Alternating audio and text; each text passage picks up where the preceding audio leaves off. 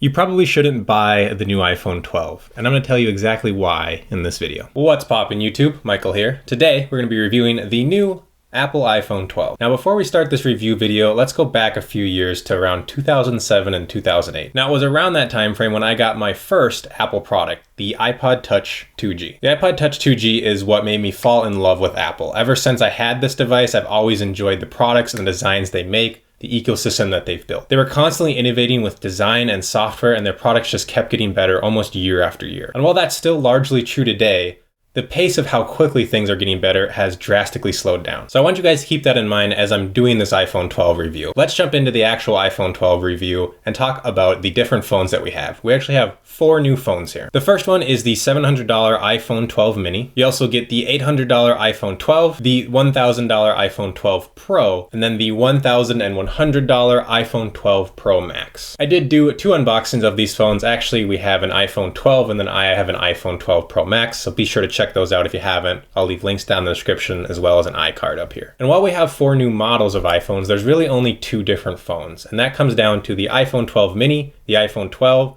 and the iPhone 12 Pro and the iPhone 12 Pro Max. Now to start, let's talk about the operating system. iOS 14 is obviously here and on this device when you buy it. It's got a ton of different features in it that are both new and upgraded from the previous iOS versions. We're not going to go through every single one of them, but a few notable ones here are widgets. So widgets are new in iOS. They're basically redesigned and you can now assign them to your home screen. In addition to that, more applications are now allowing for widgets since it is a new thing on iOS 14. We now also have an app library. So this is actually where you can see all of your apps on your phone without having to scroll to different home pages or different folders. There's a new compact UI for phone calls, FaceTime calls, and even Siri. And there's even new changes to messages now too. You can now pin conversations to the top of it, whether that's a single individual or a group of people that you're texting. And while iOS 14 runs great on iPhone 12s, it's actually available on iPhone SEs and up. So if you have anything newer than an iPhone SE, this includes the iPhone 6s, the iPhone 7, anything above the iPhone SE, you can actually get iOS 14 running on your device without needing to buy the newest iPhone. And this also includes the 7th generation iPod Touch. Overall, iOS 14 is a great upgrade for the iPhone. It's a welcome improvement,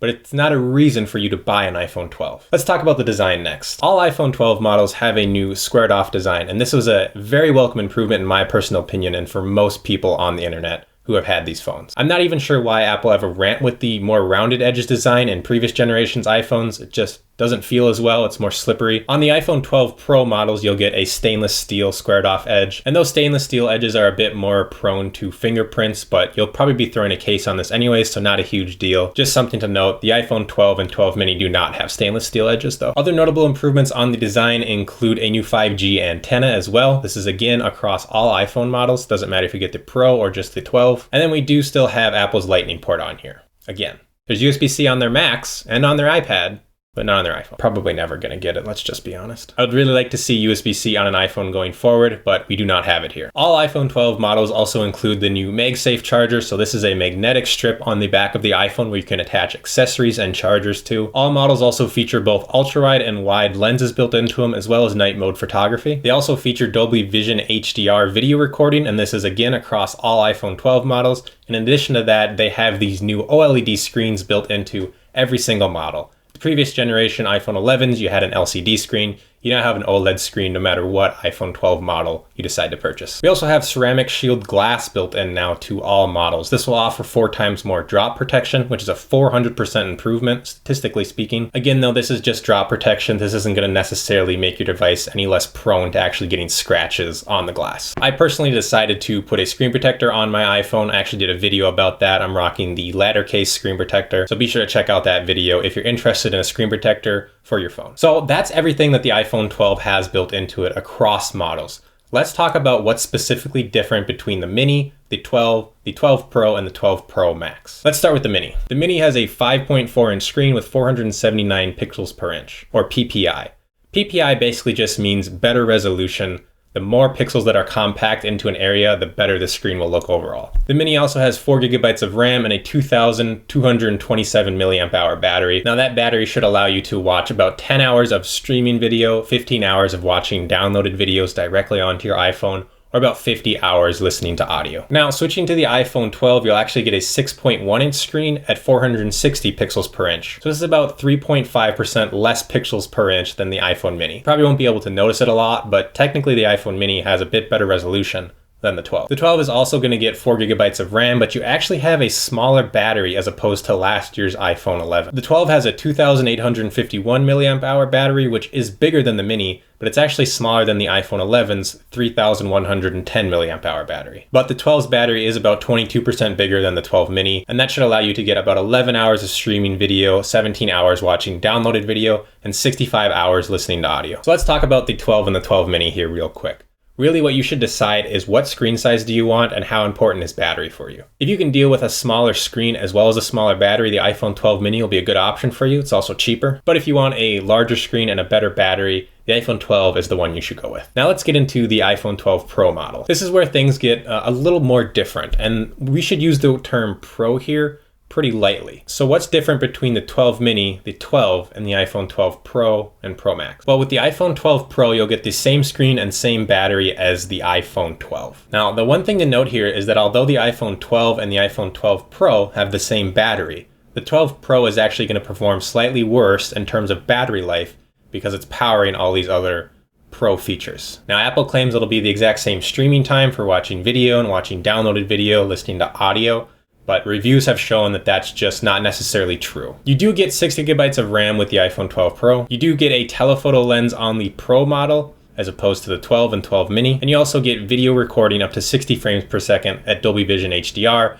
as opposed to only 30 frames per second on the 12 mini and the iPhone 12. The typical brightness is also a bit brighter on the Pro models of phone. The 12 mini and the 12 get to about 625 nits, and both Pro models get up to about 800 nits of typical brightness. You also get Apple Pro RAW on both of the iPhone 12 Pro and 12 Pro Max. So Apple Pro RAW is a new way to take photos on your iPhone. What will allow you to do is get that raw image file that you can get on some higher end cameras with the iPhone 12 Pro models, but you'll now also have Apple's features already built into that raw file. So if you're someone who edits a lot of photos or takes a lot of photos on your iPhone and you've been wanting that raw file, this could be a very welcome feature for you. Before I get to the 12 Pro Max, really what I want to say is if you're debating between getting the iPhone 12 and the iPhone 12 Pro, you should really just ask yourself how often you're using the camera. If you're someone who's going to be using the iPhone 12 to maybe record YouTube videos or take a lot of photos, the 12 Pro might be a better option for you to go with. But if you're not going to take a lot of photos, if you're not going to take a lot of videos,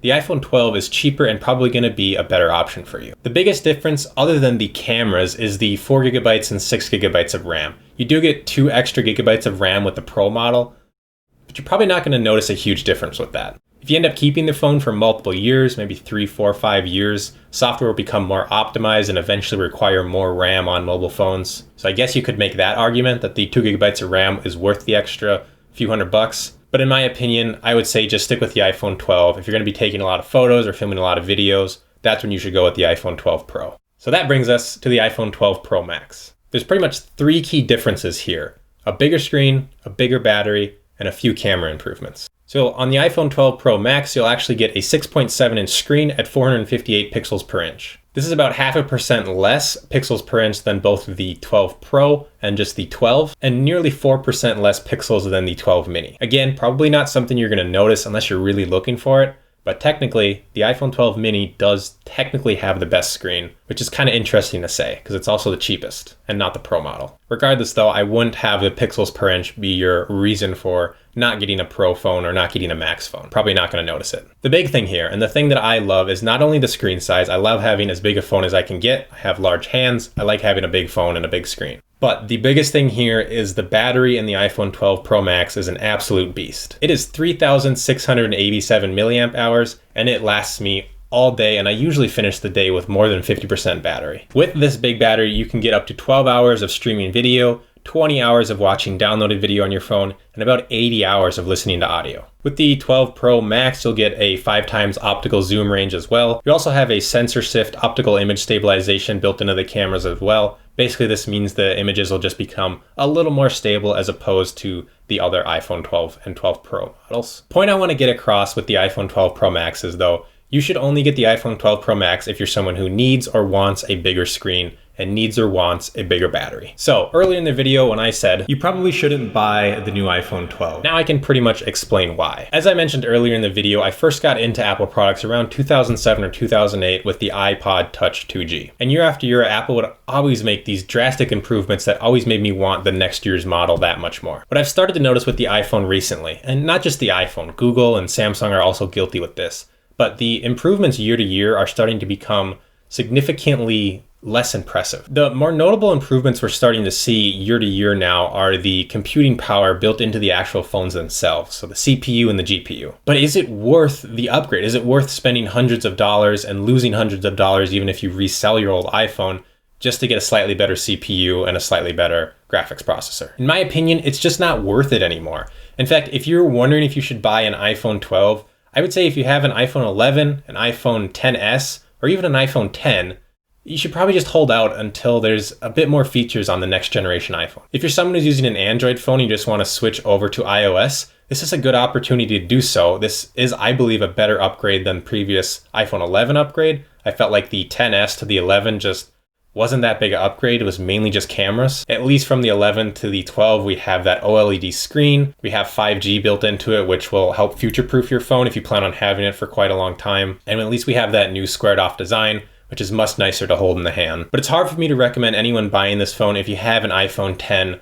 that's working well for you. If you've got a cracked screen or your battery's starting to die, maybe you're running out of storage, that might be reason enough to buy a new iPhone 12. Overall, at the end of the day, it's your decision whether or not you want to spend the extra money to upgrade to the iPhone 12. I just personally wouldn't do it if you have anything newer than an iPhone 10. Other than that, guys, that's going to do it for my review of the iPhone 12 and the iPhone 12 Pro. Let me know what you think about this review in the comments down below. And most importantly, let me know if you're going to get the iPhone 12. And if you are going to get it, which model are you going to get and what are you upgrading from? Thank you guys so much for watching this video. If you're new to the channel, don't forget to subscribe. Give this video a thumbs up. I have new tech videos coming out every single week. Thanks again for watching. Have a great rest of your day.